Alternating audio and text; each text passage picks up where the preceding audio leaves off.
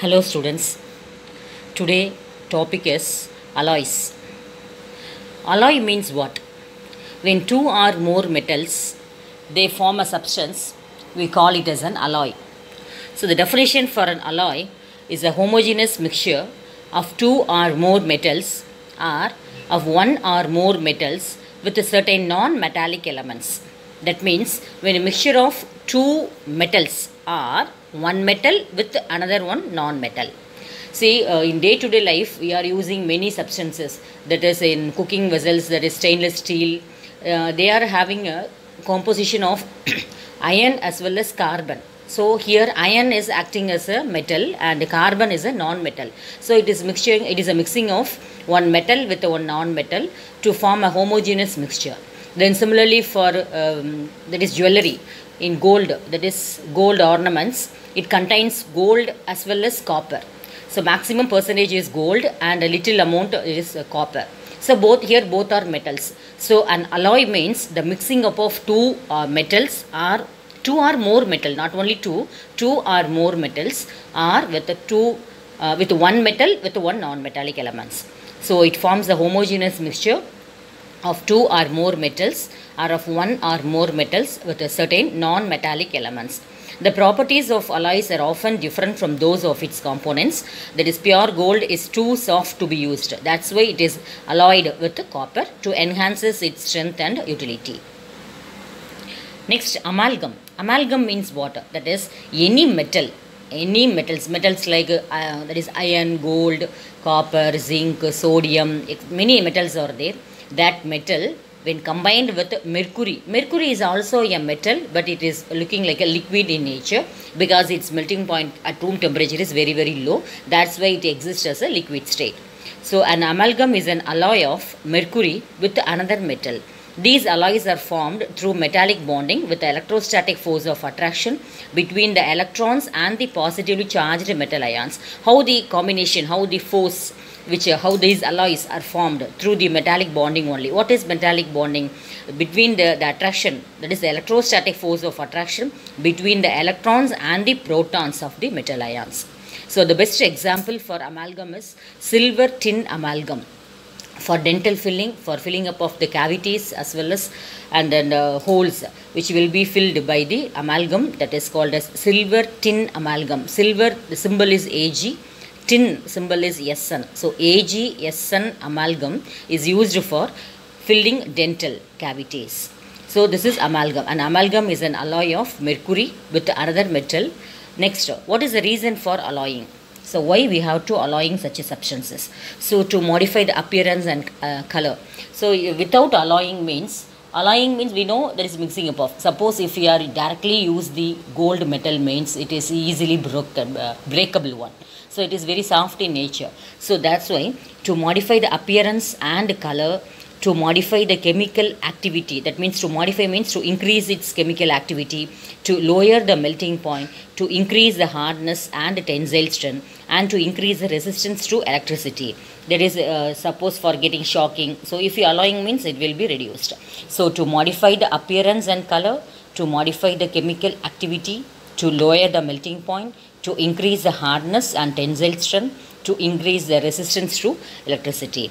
So very important question. What is the reason for how to make alloys? That is methods for making alloy. How they are mixing the two or more metals or two or metals with non-metals. First point, by fusing the metals together. So we have to melt at high temperature and make them to as a liquid state. Thus by fusing the metals together, brass is made by melting the zinc and copper. So brass is an alloy. It is a mixture of zinc and copper. And bronze is an alloy, which is a mixing of zinc and tin. So tin is important. So brass is made up of melting zinc and copper. Brass is nothing but it is a pithalai. In Tamil it is say as pithalai. Then second, by compressing the finely divided metal, we have to combine.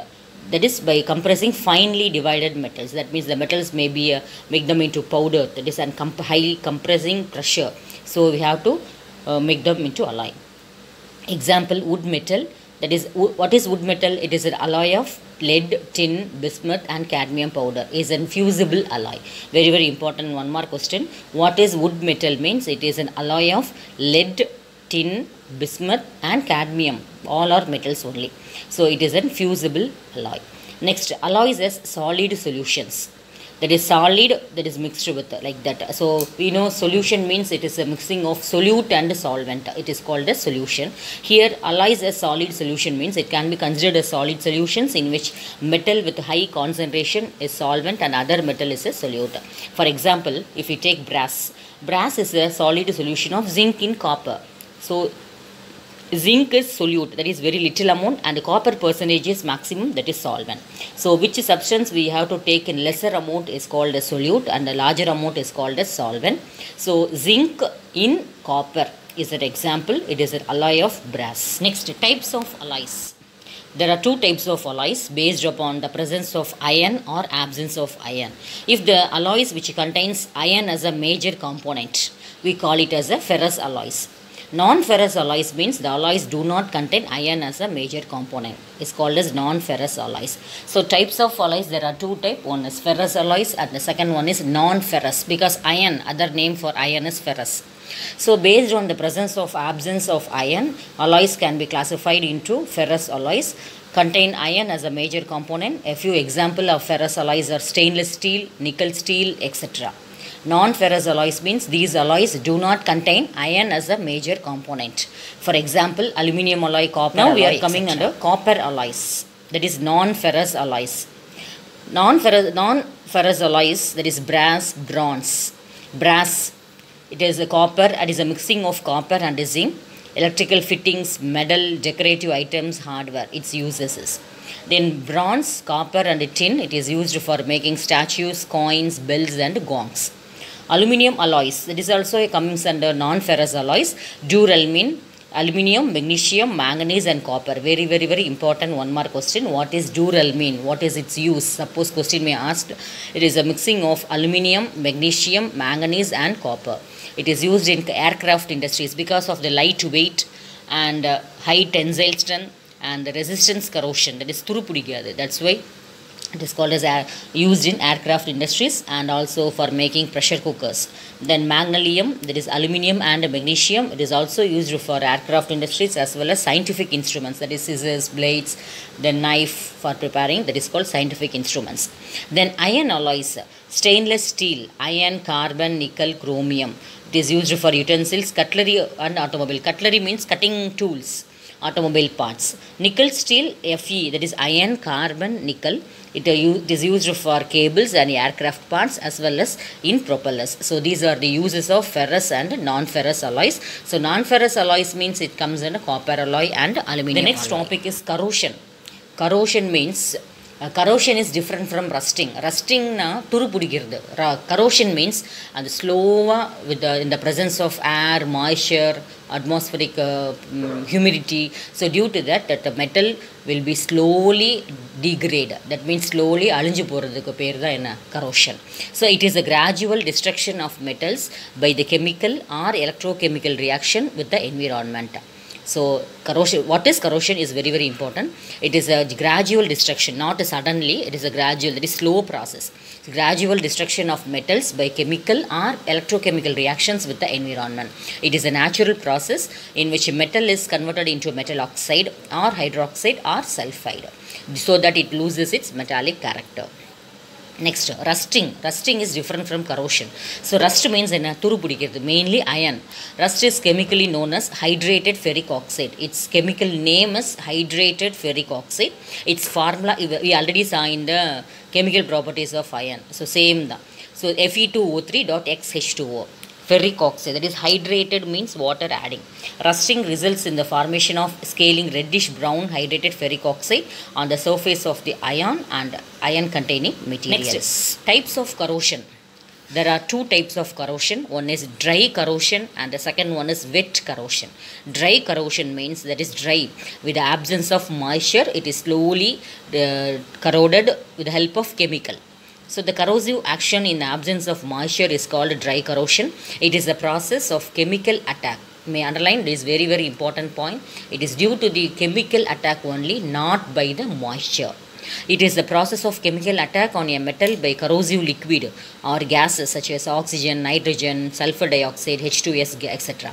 It occurs at high temperature. Of all the gases mentioned above, oxygen is the most reactive gas to impart the chemical attack, because many metals, they form oxide on its surface. Once if it react with oxygen, easily it will be corroded. So even in the absence of moisture, some metals, they are easily corroded by the chemical attack. This type of corrosion we call it as a chemical corrosion. Then second, wet corrosion. The corrosive action in the presence of moisture means it is called wet corrosion. Moisture should be there. It occurs as a result of electrochemical reactions of metals with water or aqueous solutions of salts or acids or Now bases. We are coming to the last topic of this lesson, that is methods for preventing corrosion. So what are the methods for preventing corrosion? There are totally two types. One is alloying and the second one is surface coating. So alloying means when combining with the one metal with another metal, that is called as alloying.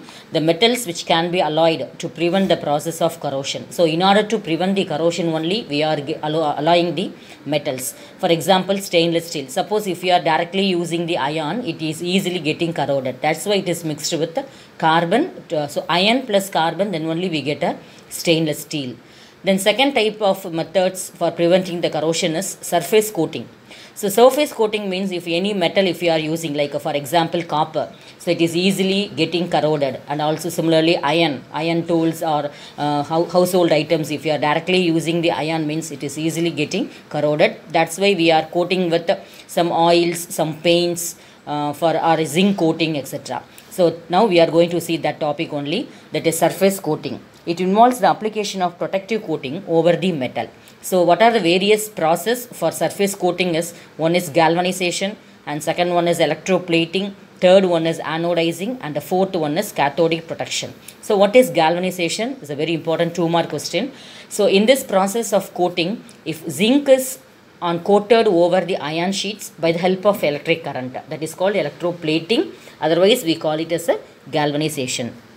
That is with the help of electric current, if we are giving the zinc coating on the iron sheets, because iron sheet easily getting corroded or rusting. So to prevent that, with the help of electric current, we are giving coating with the zinc. Such a process we call it as a galvanization.